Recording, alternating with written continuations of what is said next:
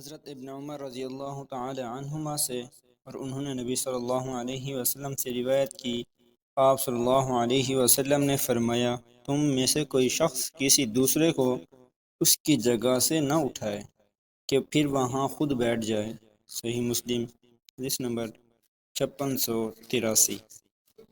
حضرت ابو ہریرہ رضی اللہ تعالی عنہ سے روایت ہے، رسول اللہ صلی اللہ علیہ وسلم نے فرمایا، جب تم میں سے کوئی شخص کھڑا ہو،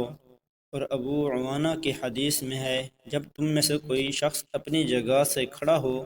پھر اس جگہ لوٹ آئے تو وہی اس جگہ کا زیادہ حقدار ہے۔ صحیح مسلم، حدیث نمبر 5699۔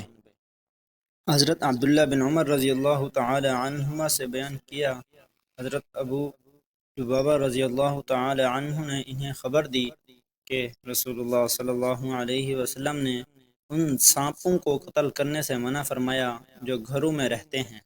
صحیح مسلم، حدیث نمبر 5837۔ حضرت ابو ہریرہ رضی اللہ تعالی عنہ سے روایت ہے، رسول اللہ صلی اللہ علیہ وسلم نے فرمایا، جس شخص نے پہلی ضرب میں چھپکلی کو قتل کر دیا تو اس کے لیے اتنی اتنی نیکیاں ہیں، اور جس نے دوسری ضرب میں مارا اس کے لیے اتنی اتنی پہلی سے کم نیکیاں ہیں، اور اگر تیسری ضرب سے مارا تو اب اتنی اتنی نیکیاں ہیں، دوسری سے کم بتائیں۔ صحیح مسلم، حدیث نمبر 5846۔ حضرت ابو ہریرہ رضی اللہ تعالی عنہ سے روایت ہے، نبی صلی اللہ علیہ وسلم نے فرمایا، ایک عورت کو بلی کے معاملے میں عذاب دیا گیا، اس عورت نے نہ اسے کھلایا نہ پلایا اور نہ اس کو چھوڑا کہ وہ زمین کے چھوٹے جانور کھا لیتی۔ صحیح مسلم، حدیث نمبر 5855۔ حضرت ابو ہریرہ رضی اللہ تعالی عنہ سے روایت ہے، نبی صلی اللہ علیہ وسلم نے فرمایا، ایک عورت کو بلی کے معاملے میں عذاب دیا گیا، اس عورت نے نہ اسے کھلایا نہ پلایا نہ اس کو چھوڑا کہ وہ زمین کے چھوٹے جانور کھا لیتی۔ صحیح مسلم، حدیث نمبر 5855۔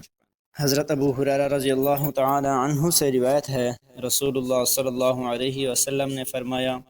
ایک کتاب ایک گہرے کچے کنویں کے گرد۔ حضرت ابو ہریرہ رضی اللہ تعالی عنہ سے روایت ہے، رسول اللہ صلی اللہ علیہ وسلم نے فرمایا،